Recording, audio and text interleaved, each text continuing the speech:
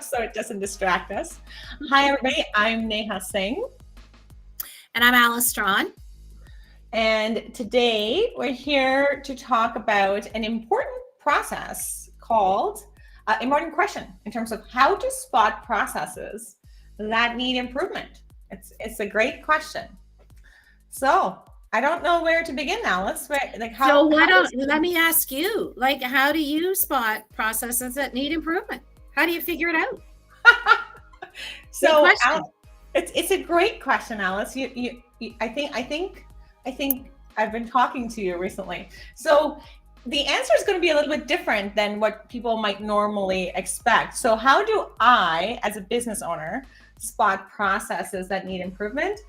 Well, I just spot, I know by my stress levels if a process needs improvement or not. So recently there's been a certain process in our company that's been giving me the most amount of stress, and that tells me that process definitely needs improvement. So I spot processes. These are symptoms. So if you're sitting around, if you're managing a team and you find like work stress, if you think work stress is really stressing you out, it is probably time to do some process improvement.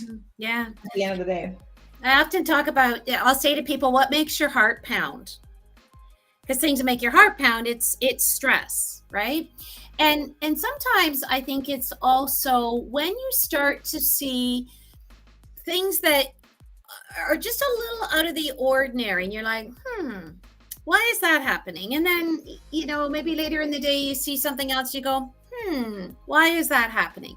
It used to be a whole comedy routine about things that make you go, but when you do that, it means that you're recognizing that this isn't what it's always been, and maybe it's not good, or it's not as good as it could be, which identifies an opportunity again to think about a different way of doing things.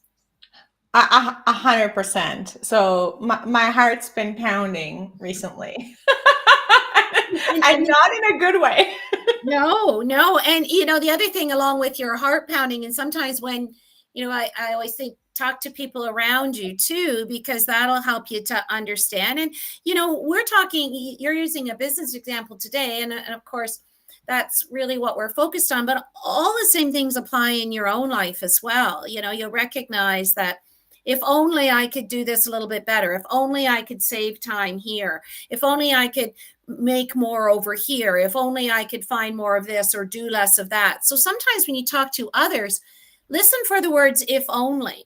Because if you say to somebody, how could we make this better? And they go, well, if only on Fridays we could do this. You go, oh, okay, wait a minute. That's interesting, because that's telling me that you've got to the point of actually thinking about the fact that there's probably or might be a better way of doing that. So I love that question. And Maz, maybe just add that question onto the LinkedIn channel to ask people that question, to say, do you catch yourself saying if only? Because I have caught myself a lot lately saying if only, And sometimes it's when somebody questions you, right? So why do you do it that way?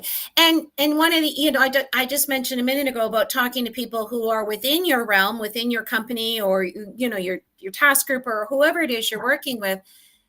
But often it's looking at how others do things that are similar to you as well, and saying, why do you do it that way? And there's nothing worse than somebody saying to you, why do you do it that way? And you go, I don't really know. Why do I do it that way?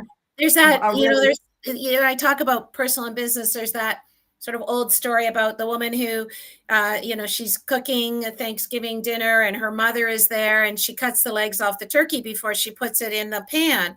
And her mother says to her, why did you do that? And she said, because you always did. And her mother said, I did because I had a small pan. Like that's a great one. Through why you were doing that, right? So if somebody says to you, why do you do that? And you really don't have a good answer, or you have an answer that isn't really correct, again, it's like, oh, wait a minute. Maybe there's a chance to do better here. Absolutely. I think that's a really great point, Alice, is the not understanding. So, when you mimic someone else doing something in the company. So in our company, when we talk about culture, I'm a big proponent of, if we're demonstrating certain behaviors, right? Those behaviors are going to be demonstrated by the new people coming into the organization. So it's sort of like, why do you do things a certain way? I think you really resisted saying, because we've always because we've always done it that way, and that's not a good answer, right? Because we've always done it that way, right? And that builds a culture of we don't change around here, and that's not where we want to be. So then the other, so it's sometimes it can be really fun to identify these new opportunities, but Neha, how do we, so you identify an opportunity, but how do you know what better is? Like, how do you know, like, what tells you that something's better or worse than it was? That's a really good question. How do you know what better is? And it's really about measurable improvements. If you don't measure, then you don't know what better is. But for me, if I didn't stress, I know that's better. Yeah. So, your example is a good one because it isn't always quantitative, right? So sometimes they say, well, I can't measure that. Mm-hmm. Well, what can you measure? Well, I can ask my, I'm just thinking of some recent work that we can ask employees, how much time do you think it takes you to do that today? And they estimate. Yes, it's quantitative, but it's like, I don't know, 2 minutes, 10 minutes, whatever. Yeah.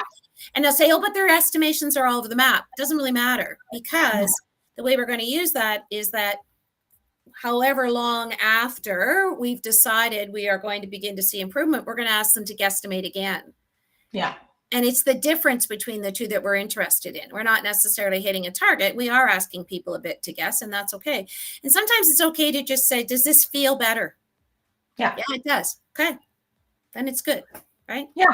And I think the interesting point about the feelings piece is if you are the leader of an organization or a group or what have you, I think that, you do need to quantify your feelings because there is also like measurements are super important. And measurements are really important because there is such a thing as recency bias. Mm-hmm. So we've had situations, where people are like, oh, this happens all the time, like all the time. But really, when you look at the data and you go, oh, it doesn't happen all the time. Why do you think it happens all the time? It's because it's happened more recently. Or squeaky wheel. You hear about it. Wheel. That's right. Like, exactly. Like, so in change management, when we're doing change management activities, there are some squeaky wheels that are sort of, if I squeak enough, this change will go away. Like they will stop asking me to do this. And it's the data piece is absolutely crucial to saying, well, if you squeak enough, we're going to look at the data and then we're going to talk to the data and we're going to, have a conversation around the data, but not necessarily the problem.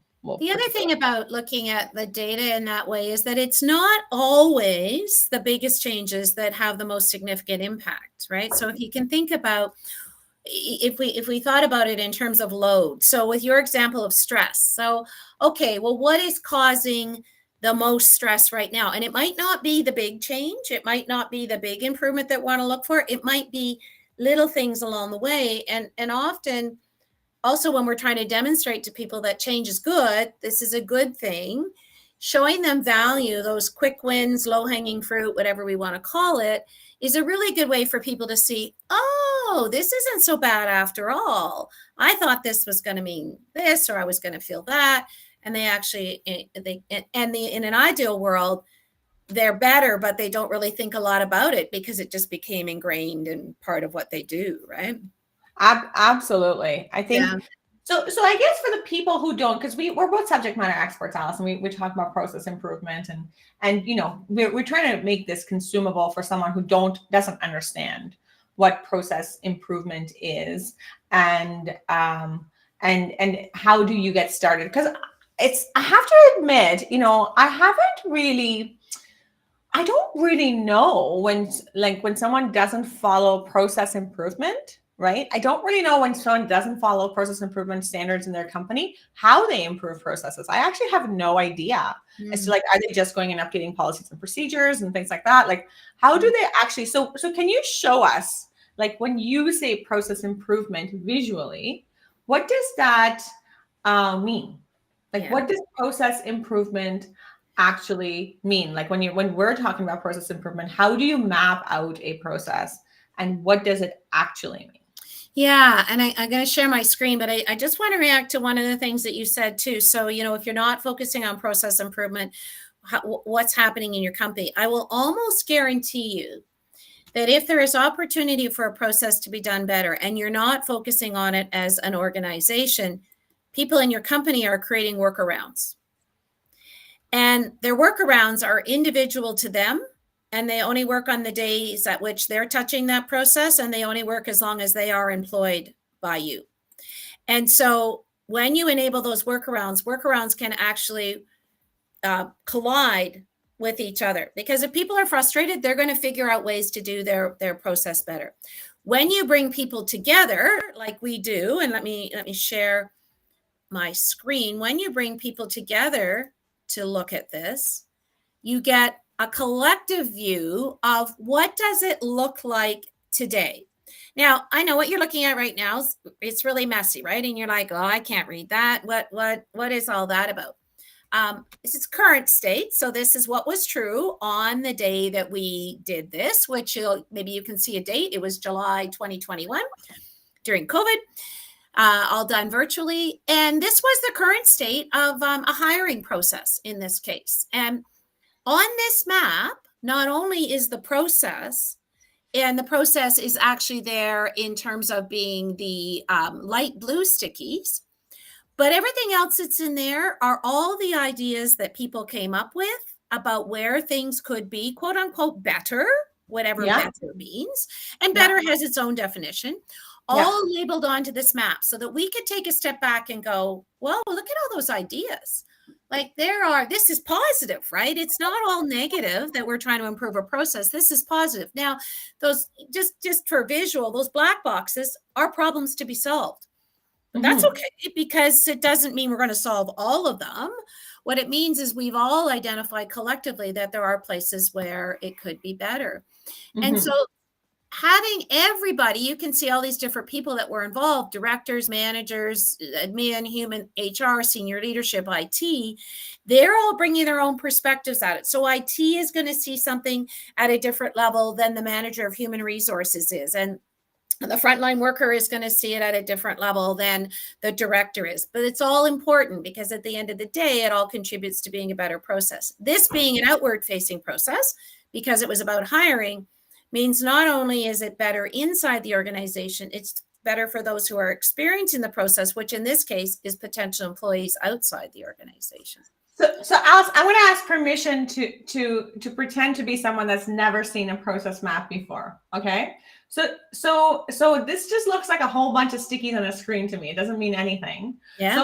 So can you tell me the significance of the left-hand side? Like, can you just explain to me, because what is this called? What is this process map called? Yeah, so this process map is labeled with whatever process it is it's looking at. So this was hiring and recruitment. Okay. And if you think of it as linear, although you see that it's not truly linear, the left-hand side is it begins with. So where do we start? So on that left-hand side, it is focusing in on things like the way in which the job is advertised, how the applications are issued. I was pointing at the roles. So the roles are on the left-hand side, right? It's like all the way here. So those are roles, and that's where. So each one of those people are on a live session, correct? Yes. And they are contributing from their perspective. Where are they touching this process from the time at which a job opening is identified to what happens over on the far right-hand side is somebody is new. And I believe in this particular process, we were looking at their first day of onboarding. So, IT might only weigh in a little segment at the beginning, a little bit at the middle, and certainly a lot at the end because they needed to be set up with their technology. HR is involved all the way through. Senior leadership is probably involved only at approvals level. So it allows people to engage at the level at which they touch and feel the process so that their part, if you like, their participation in it can be improved. right? So that it can be made better from their perspective. Now, it doesn't mean you're able to do all of the things that are on here all at the beginning, but it begins to give you a sense of, from your perspective, what does better look like? And people will say things like, oh, I never thought about the fact that IT has to know before the person shows up for the first day to have their computer ready. I didn't think about that. I thought we just had like a resource, a room of computers, right? And I'm being facetious. Like, if IT's not my role, I don't think about how IT rolls out, right? No, but exactly. If IT's role is important in this process, I need to think about that. And so Absolutely. really interesting. Yeah. And if I can, not to give away the whole answer, but if I can just slide this a little bit, I'll show you that big mess. Let me zoom out a little bit here. Became this process down here. Yeah. Wow. And you can also see how we actually eliminated the number of people who touched and felt the process, because we recognized through that mess up above that there wasn't a need in this particular part of the process for those individuals to be involved at all. And because there wasn't a need for them to be involved at all, they were actually bottlenecking the process. They were actually getting in the way. So here's our nice clean process that goes everything from the day the job's identified to the day the person begins. And again, collectively, the group put this together. And the benefit, I think, like from a change management perspective of the group putting it together collectively, is they are the ones leading the change. There is no convincing them to lead the change, right? No. So everyone understood each other's role. That was the first bit. And then they identified the problems, they solved the problems, and then they worked towards implementing improvements. And they brought all their if onlys that they go home and complain about every night when they have that dinner time conversation to this exercise. And they began to feel the value of their contribution was recognized. So great intrinsic reward for sharing that. Great, team building psychological safety exercise, right? It's all right. It's all good. It's all from your perspective. It's what you see and feel every day. Good for you. Now, what would have been even better, here's just an even better that we didn't do in this, is if, no, actually I'm lying, because we did have a new hire involved. But in an ideal world, you would have somebody who was in the process of applying, if you could, in that. And so other times, when we do this kind of work, sometimes in healthcare, we have a patient, somebody who's actually living and breathing that process right at that point in time. They're waiting for surgery, or they've sat in an emergency room, or whatever the situation might be, because they have another lens that is incredibly important in terms of what does better look like.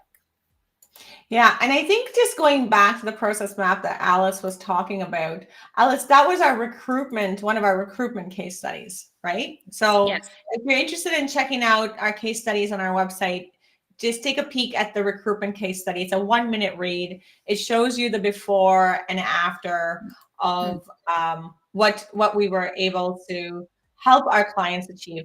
And Alice, we're facilitators, right? So we're not really the subject matter expert. So I just want to pull up our website. We are the process improvement subject matter experts, but we don't know your content. And I actually always think that that's an advantage. Absolutely. I don't have to know what happens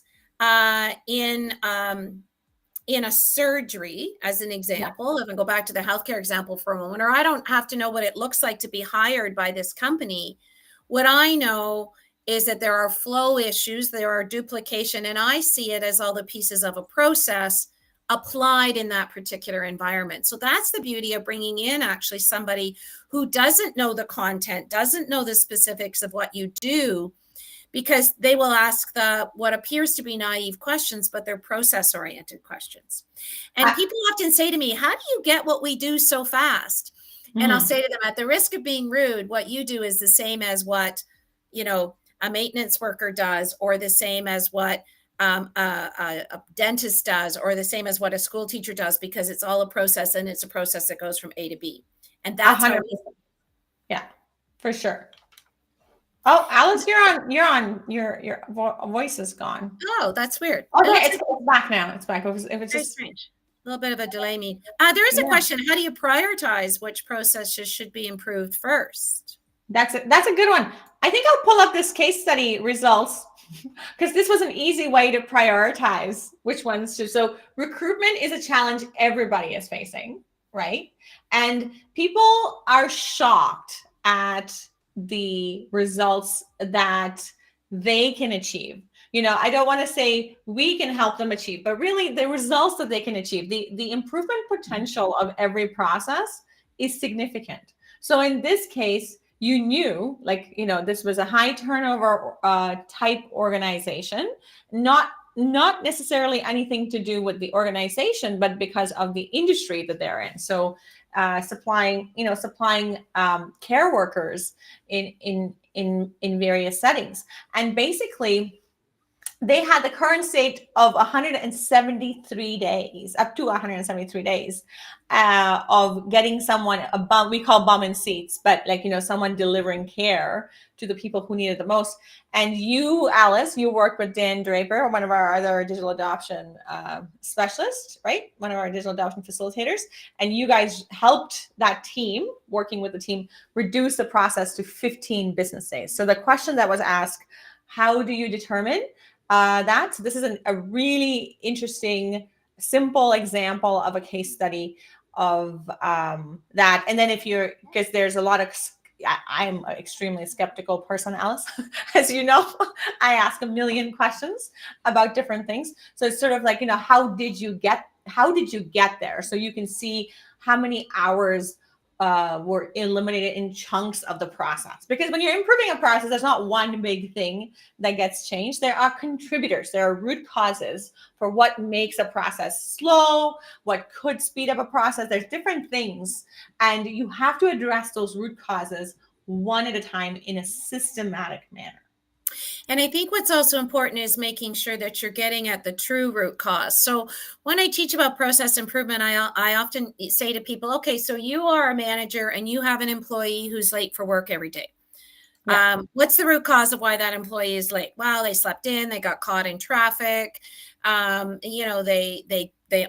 just aren't a person who gets in on time. They didn't sleep very well the night before. They forgot something and they had to go back. And I go, well, that's all very interesting, but those are all symptoms. Why is your employee late for work every day? Well, because their kids are hard to get out the door. They're making lunches. They can't figure it. No, those are all symptoms. That's very interesting. Do you know why your employee is late for work every day? Because you are reinforcing the behavior of them being late for work every day because there are no consequences. That's the root cause of the problem.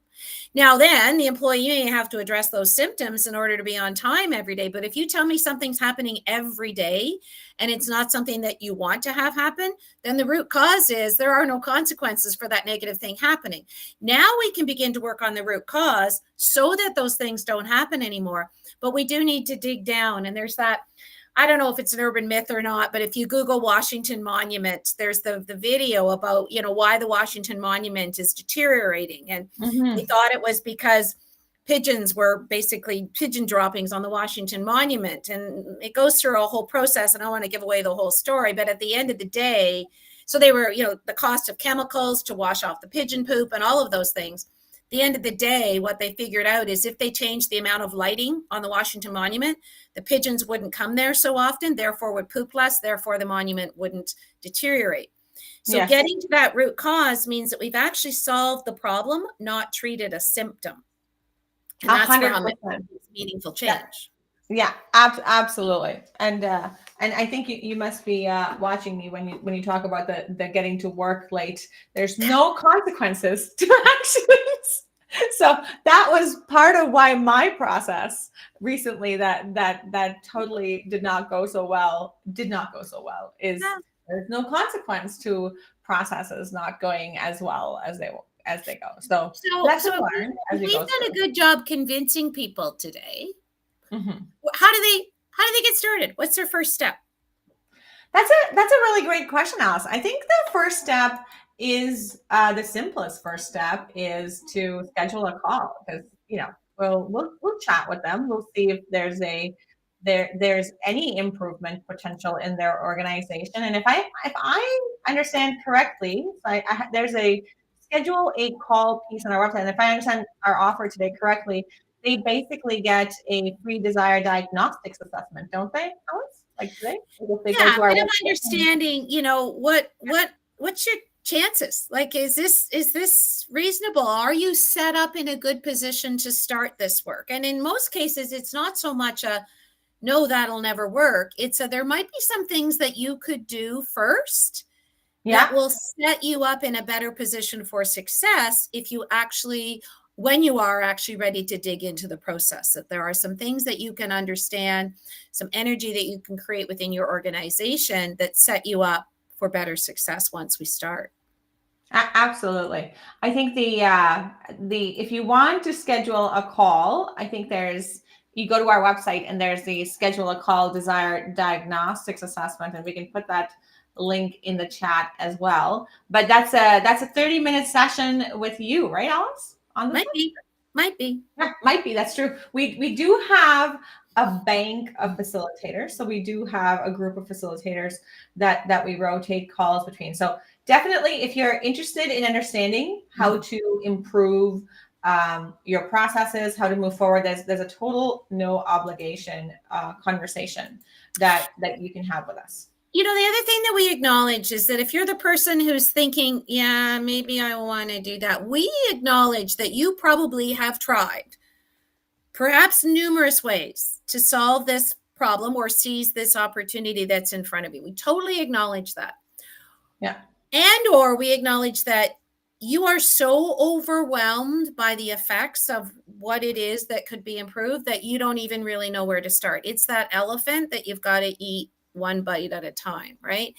And that's where the expertise of a process improvement consultant comes in again, is to help to break this down, to acknowledge what you've learned from the things that you've tried, to acknowledge what's going to inform the work that we would do together, but to help break it down, right? So that it's not so overwhelming. Exactly. And when Alice is talking about our digital first facilitators, they're all highly qualified individuals with 20 plus years of experience in a variety of industries. So when you schedule a call with us, you really there's nothing to lose because you're talking to an expert.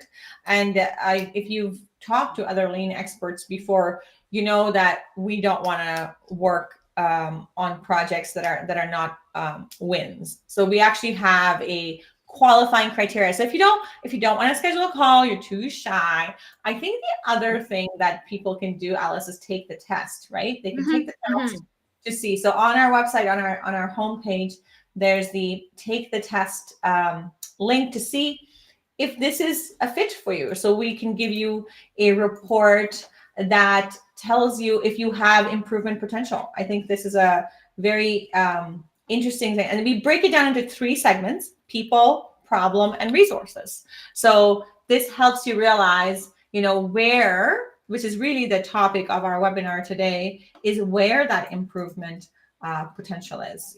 So definitely, if you go to our website, take the test, or schedule a call. That's the most direct method. But taking a quick peek, putting in the assessment, determining if that's something that will help you or not, is definitely a good place to start. So do that. That's, I think, a good starting point. Do you have any advice on taking the test, Alice? Because I know you put this together. Yeah, and I think a test kind of makes it sound like there's a pass and fail. I know we've mentioned about what do we call this? We call it assessment. We call it test.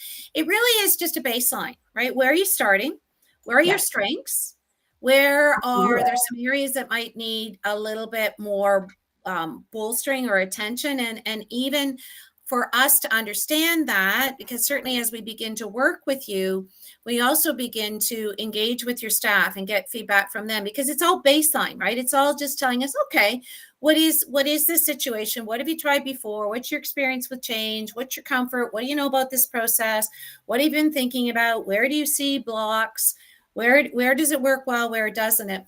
So it just really gives us that really good start of sort of once upon a time, there was a company and here's where they started.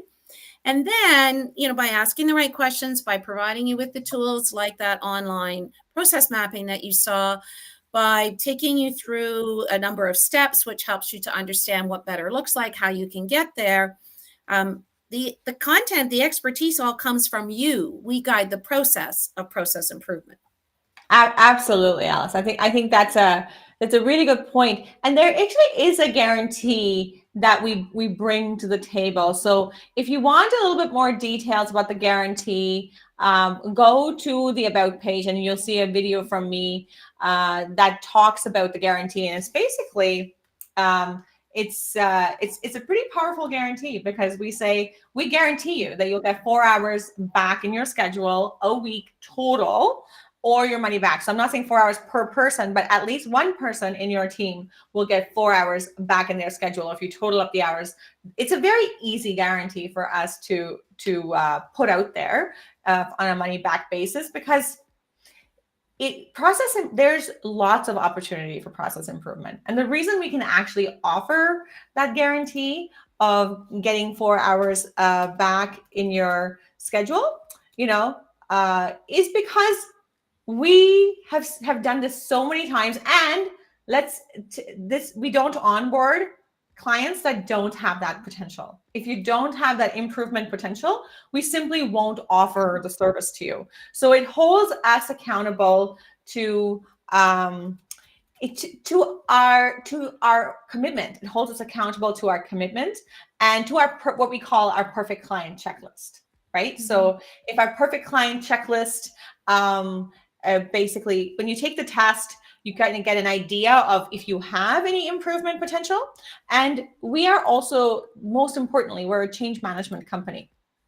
So if you're not ready for the change, we won't be doing the change with you, right? So in order for you to get 4 hours back in your schedule, we actually do an assessment with you. That's why we have the 30 minutes. It's really a mutually beneficial 30 minutes. We show you where the potential for improvement might be. We help you realize that. And, at the end of it, if you're not ready, we don't want to necessarily drag you along, because you have to be leading the change. Sometimes it's about the other things that are going on. Like, you think right now about the number of companies, as an example, that are doing return to the workplace, right? Yes. So is now a good time, knowing that employees' routines are changing? Maybe it is, maybe it isn't, because maybe what you're looking at is around return to the workplace. I don't know. Sometimes, because they're often or always, there is some sort of digital component. So it's either using what you already have better, or perhaps there is new that might be able to help you.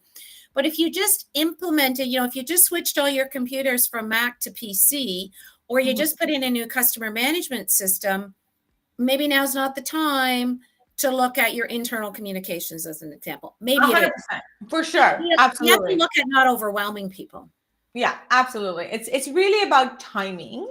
And so, the digital first service and the digital first promise, what we're actually showing you. So if you actually have done process improvement in the past, if it's something that you've done, I think, because Alice and I have felt the pain of doing process improvement in the past, what a typical improvement event looks like is you have 3 full days of employee time. So that process map that you saw with how many different people, like how many different user group people in the list, you typically have up to 10 people in a process mapping meeting, and you take about 3 days of employee time to actually work through the process.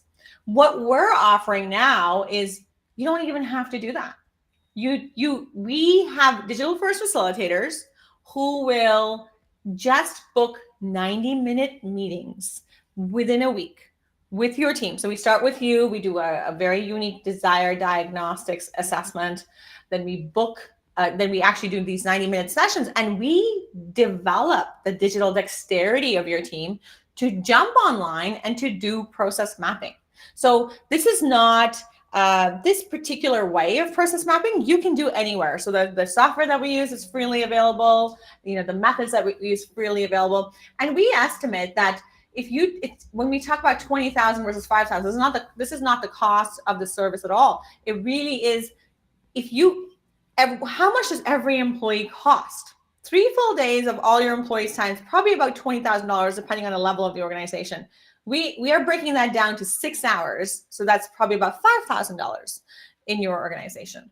And now the reason these are so high too is because we do a lot of these for Fortune 500 companies. So the business downtime cost is 3 full days. So when you're doing it, the traditional improvement event, you're typically down for 3 full days. The business downtime cost is obviously very nil or nothing really, because 90-minute meeting, you could fit that into your schedule. And then training and documentation. So when you do this, what happens is you do the in-person physical process mapping, and I had a whole cupboard full of process maps that I was hesitant to get rid of. But you have this cupboard full of process maps, physical, with sticky notes and everything. And us poor facilitators take that back to our office, and then we put them into like your software, and then we bring it back, and people forget, like, what do you mean? I didn't say that. And there's a lot of back and forth that happens. So the training and documentation, though, when you do it online, is crazy fast. So really what we're doing is we're disrupting our own business. Like, people pay us to go to site to do these kinds of exercises, and we love it. We love being there. We love being at the customer workplace and doing these exercises. But hey, do you want that interruption all the time? Like, we grew up in mining. So the parent company, Pace, is growing up in mining.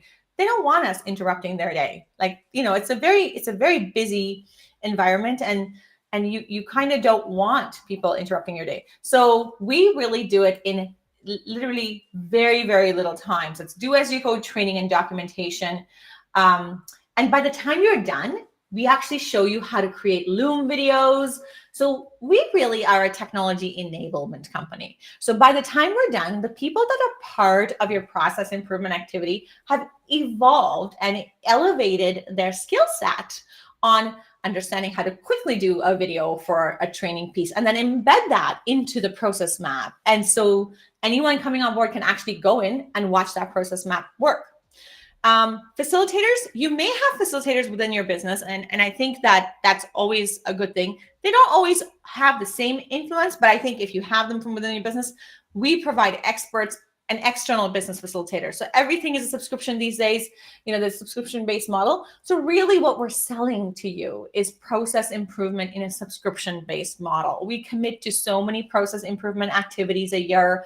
We take responsibility of identifying and tracking the benefits. That's the most important.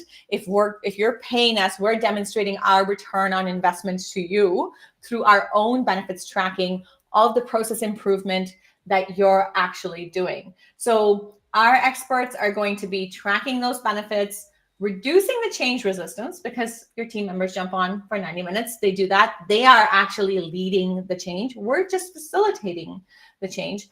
And then the digital dexterity at the end of the day is what I talked about earlier, it's massively improved. It is night and day. And, you're probably going to wonder and say, well, what about Bob, who's like not super tech savvy? We do need them to be able to use a computer. We definitely ask those types of questions. But really, we account. Alice's team accounts for the time up front on, hey, it's going to take you a while to kind of just get going. So our first couple of sessions, we have already accounted and budgeted for the time in there for people to take it slow, take the technology slow, and learn as you go, and make that happen. So Mural is our partner in that, and we use Loom. There's a lot of big partners that make this work for us and make this happen for us. And I think you should really take advantage of this within your organization. Just even try it to begin. Start a conversation with a digital first facilitator and go from there. Do you have any other thoughts, Alice, in terms of, No, I think just to close out, what I would say, you probably do process improvement each and every day and just don't think about it because you do it in small little ways. So, likely by the time you leave the house in the morning, you've done a couple of different process improvements. You've tried something different for breakfast. You've done things in a different order. You've put on different clothes, or you've tried more than one outfit on. You've changed your shoes 3 or 4 times. All of those are things that you're doing in order to try and make something better. And so it doesn't have to be big, doesn't have to take a lot of time. And it doesn't have to take a lot of time away from your work either. And so we just help to guide you through that process. You are the content expert. We're the process experts that can help you to do it. I love it. And there's the end of recording music cueing. We're just really, really excited to adopt new technologies, to try new things. And we're excited to disrupt our business. We've disrupted the parent company's business, and we're excited to share the value savings with the rest of you, the rest of the community. So, hey, if you know anything about continuous improvement, this will speak directly to you. But if you don't know anything about continuous improvement and you want to improve processes, definitely reach out. And we have a whole team of facilitators going to help you with that and make a big difference in the bottom line of your business and employee engagement, and making change happen for you instead of you having to lead and push the change through.